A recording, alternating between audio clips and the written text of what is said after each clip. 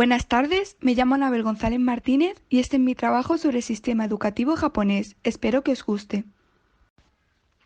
Japón es un archipiélago perteneciente al continente asiático, formado por 6.852 islas. Su capital es Tokio, que es una ciudad llena de vida, que recibe millones de turistas anualmente. Además ha sido la cuna de diferentes culturas como el anime, el K-pop. Japón es un país que está lleno de historia, puesto que contiene muchas tradiciones y mitologías únicas. En referencia al sistema educativo, diremos que la educación de Japón está muy adelantada y tiene una tasa de alfabetización del 99%. Dentro de las características del sistema educativo, predomina que el sistema educativo radica en que la escuela no solo centra su atención en transmitir conocimientos, sino también en otras tareas que fomentan el trabajo en equipo. Y una próspera educación es vista en Japón como una garantía de éxito socioeconómico. Es por esto que los alumnos sufren un gran estrés. Historia del sistema educativo de Japón. El origen de la educación japonesa se remonta a la antigüedad, cuando los monjes ofrecían cursos de lectura, aritmética y escritura de forma gratuita y para toda la población. Durante el Imperio de Japón, con Meiji como emperador en 1871, se estableció el Ministerio de Educación, que recogía las ideas fundamentales de los sistemas educativos europeos. En 1872 se introdujo el Código Fundamental de Educación, con la cual el gobierno dijo que la educación debería ser pública y universal.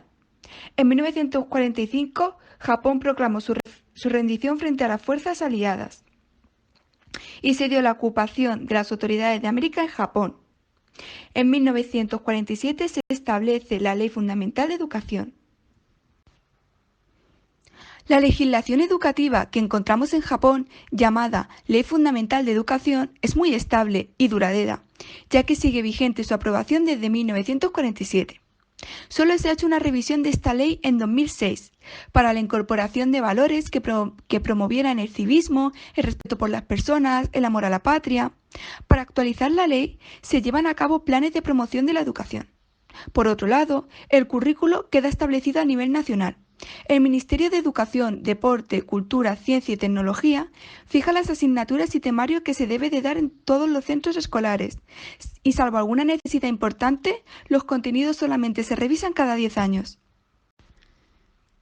Según el informe PISA, elaborado por la OCDE en 2019, encontramos que Japón experimentó una bajada en sus alumnos, quedando el octavo país dentro del ranking. Se encontró una caída en la lectura, donde pasaron del puesto 15 al 8, en competencia matemática, donde se pasó del puesto 15 al 6. Se ha atribuido esta bajada a diversas causas, como la poca familiarización que tienen los alumnos japoneses con las TICs, o que el Ministerio de Educación japonés no se centra en enseñarles pautas básicas a los alumnos de cómo distinguir una idea de una opinión, y tampoco se centra en mejorar la capacidad de los estudiantes para expresar mejor los hechos. A continuación vamos a hablar de los niveles de enseñanza obligatoria, sobre todo de las etapas educativas. En Japón, la enseñanza es obligatoria y gratuita desde los 6 hasta los 15 años. Sin embargo, encontramos periodos de educación no obligatoria, como el jardín de infancia, que va desde 3 a 5 años y es privado y no obligatorio. La escuela primaria o shogako va desde los 6 hasta los 12 años y la educación que se imparte es obligatoria y pública. La escuela secundaria elemental o chugako, que va desde los 12 hasta los 15 años, y la educación, igual que en la etapa anterior, es obligatoria y pública. La escuela secundaria superior o koko, que va desde los 15 hasta los 18 años, y esta no es ni pública ni gratuita. La universidad, que va desde los 18 hasta los 22 años, y esta etapa es privada y no es obligatoria. Escuelas primarias o elementales. En las escuelas primarias, las clases son mixtas y hay un profesor asignado a cada clase, que se dedica a la enseñanza de todas las asignaturas que se cursan. Las clases no están segregadas por capacidades, pero en distintas asignaturas se pueden dividir en grupos según su nivel de competencia. Los alumnos deben de completar sus clases con actividades extraescolares, un programa de educación moral y otros estudios integrados. Además, tiene un gran peso el aprendizaje de la lectura y la escritura japonesa. Los alumnos deben de haber participado al finalizar la etapa en al menos un festival deportivo y varias excursiones escolares para enseñar la cultura. Educación secundaria elemental. En las escuelas secundarias elementales, las clases son mixtas y hay diversos profesores que imparten sus asignaturas. Las clases siguen sin estar segregadas. Sin embargo, se hacen grupos especiales en las asignaturas de matemáticas e inglés con los alumnos que tienen más capacidades. Al igual que en la etapa anterior, las clases deben de ser complementadas con actividades extraescolares o talleres de educación moral. En el segundo año de secundaria, los estudiantes tienen una excursión obligatoria llamada Saguka Ryoko, donde hacen actividades para fortalecer vínculos, aprender nuevas culturas. Educación secundaria superior. En las escuelas de secundaria superior, las clases siguen siendo mixtas. Sin embargo, la educación es privada. Sigue existiendo las escuelas públicas, pero para acceder a ellas hay que realizar un examen de gran importancia. Por eso, la mayoría de los estudiantes optan por las privadas, al tener que realizar solo una entrevista. Estas escuelas tienen una metodología más activa y centrada en los intereses de los estudiantes, ya que quieren mantener a los estudiantes al no ser una educación obligatoria. Se utiliza un sistema diferente de evaluación. Para conseguir graduarse, los estudiantes tienen que conseguir una serie de créditos. Por tanto, no es tanto los años que estén, sino en cuánto tiempo consigan los créditos. Universidad y exámenes de accesos. El porcentaje de alumnos que accede a la universidad en Japón es bastante bajo y en su mayor parte es femenino. La universidad es una educación privada y no obligatoria. El examen de acceso llamado Sentakai es un examen que exige elevados conocimientos. Cada facultad pone el suyo según unas bases estimadas. En la universidad privada hay un solo examen, mientras que en la universidad pública se realizan dos tipos de exámenes. Para ayudar a los estudiantes a preparar sus exámenes, existen las escuelas de tutoría o academias de preparación de exámenes, que ayudan al alumnado a mantenerse al día con sus estudios mientras que preparan los exámenes. La educación en valores. El sistema educativo de Japón no solo se centra en hacer que los alumnos aprendan unos conocimientos básicos, sino también en dar una excelente educación en valores y calidad de vida. Estos valores se inculcan durante los primeros años de educación primaria. Se inculcan muchos, como por ejemplo la paciencia, el cuidado de la naturaleza, el respeto.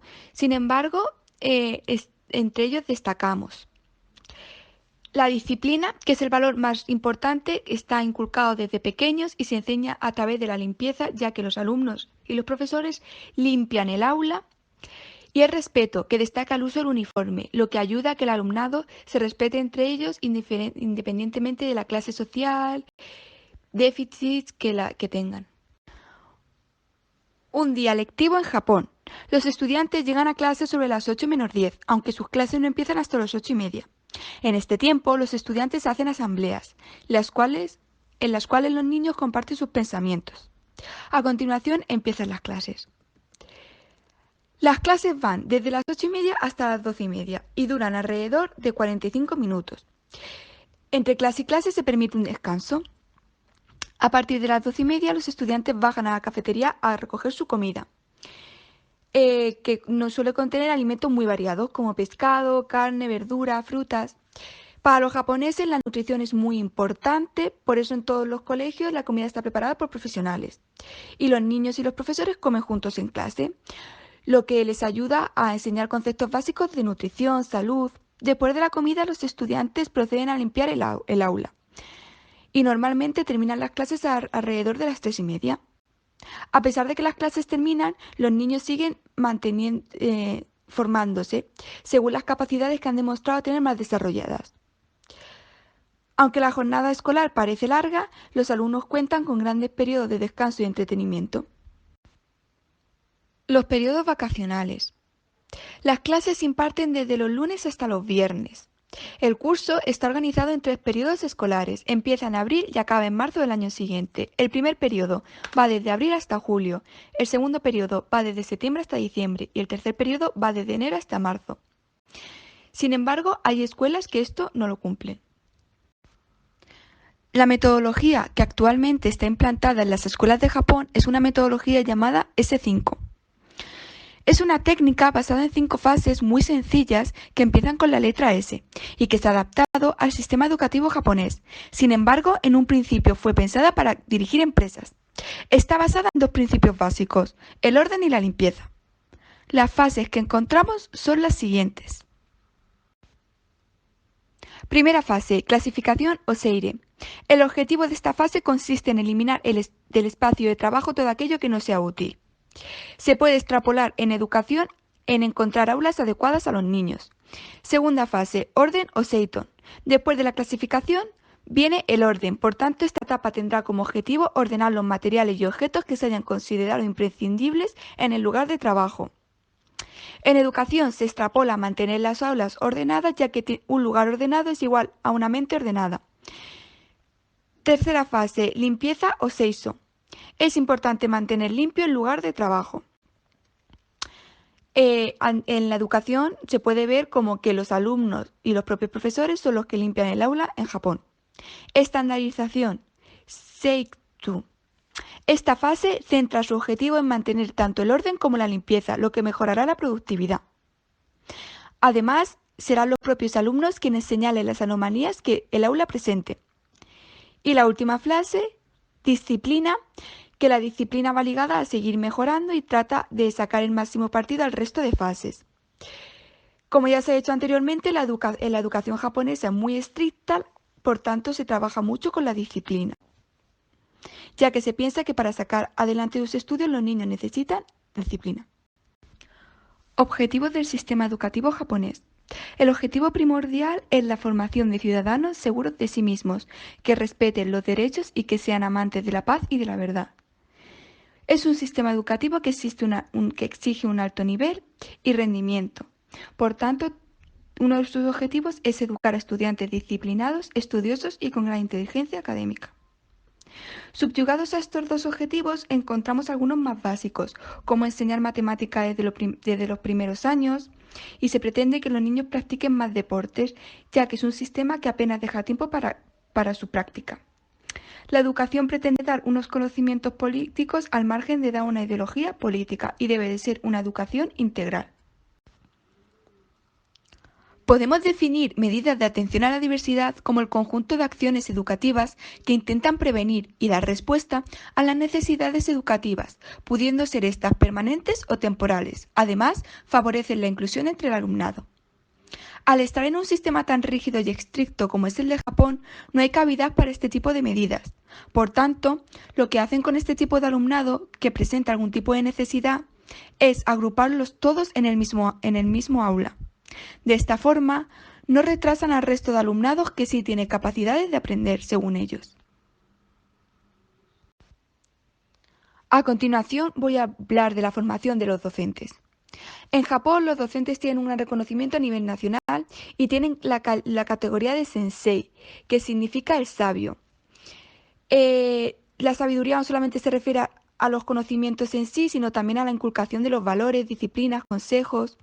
Los docentes están muy bien remunerados y este salario se determina en función de los servicios que prestan a los centros estatales. Las jornadas laborales son muy largas y no tienen derecho a huelga, aunque si eres profesora te puedes ausentar 1 o 2 horas antes del horario de salida para atender a tus hijos.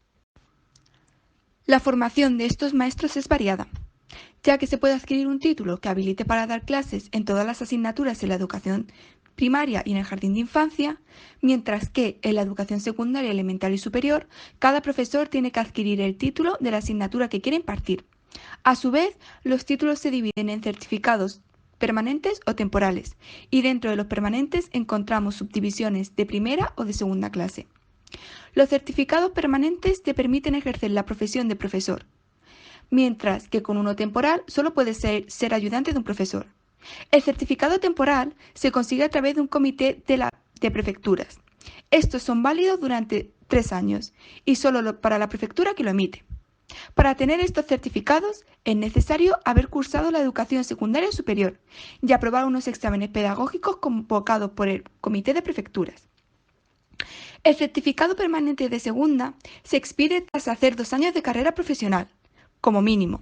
es decir, formación universitaria, y haber conseguido un mínimo de 62 créditos exigidos en cada área, materias de formación, pedagogía, materias profesionales. El certificado permanente de primera se expide tras haber obtenido un título universitario o un título equivalente. Este título equivaldría para ejercer de profesor temporal en la educación secundaria superior. Para dar clase en esta educación de forma permanente y de primera, se debe de haber cursado un máster. Todos los profesores, sea cual sea el certificado que hayan obtenido, deben de pasar un periodo de prácticas, que va desde 3 meses hasta un año. Estas prácticas son independientes del nivel educativo que el docente vaya a impartir más tarde. En el 2009 se planteó un sistema de renovación de certificados, a través del cual los docentes, cada 10 años, tendrían que renovar su licencia de profesor, a través de cursos de formación docente, en la cual se adquieren nuevas competencias, se ponen al día en cambios en la administración escolar. Los docentes aprovechan las semanas de vacaciones para hacer cursos de reciclaje e informarse sobre nuevas metodologías. Aparte, se ayudan entre sí compartiendo estrategias y materiales para enseñar el aprendizaje. La evaluación en el sistema educativo japonés. Cabe destacar que encontramos dos tipos de evaluaciones. Por un lado, una evaluación que se realiza al alumnado y por otro lado, una evaluación realizada al docente. Respecto a la evaluación del alumnado, encontramos que no hay realización de pruebas hasta la edad de 9-10 años.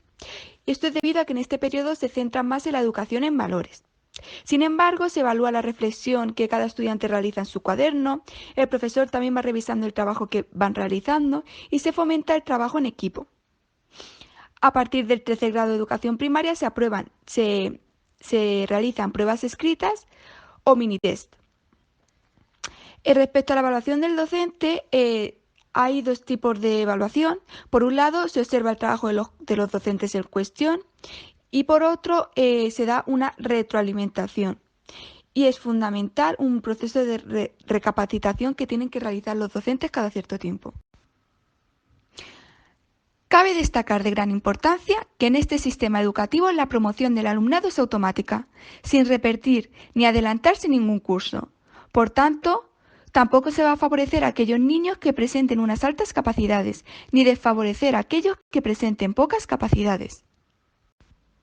Fortalezas y debilidades. El sistema educativo japonés es un sistema que alcanza muy buenos resultados en los informes PISA. Se destaca de este la disciplina y la educación en valores que consiguen sus alumnos. En las fortalezas encontramos que el currículo se establece a nivel nacional. La educación es obligatoria y gratuita en su gran mayoría. Los libros de texto son repartidos de forma gratuita a los colegios por las editoriales. En este sistema, como ya se ha dicho anteriormente, se prima la educación en valores. Aparte, es un sistema que aporta mucha disciplina, trabajo conspirativo, respeto a las normas. Se ofrecen actividades extraescolares, de forma que los niños puedan desarrollar sus capacidades. Se organizan torneos deportivos, salidas culturales.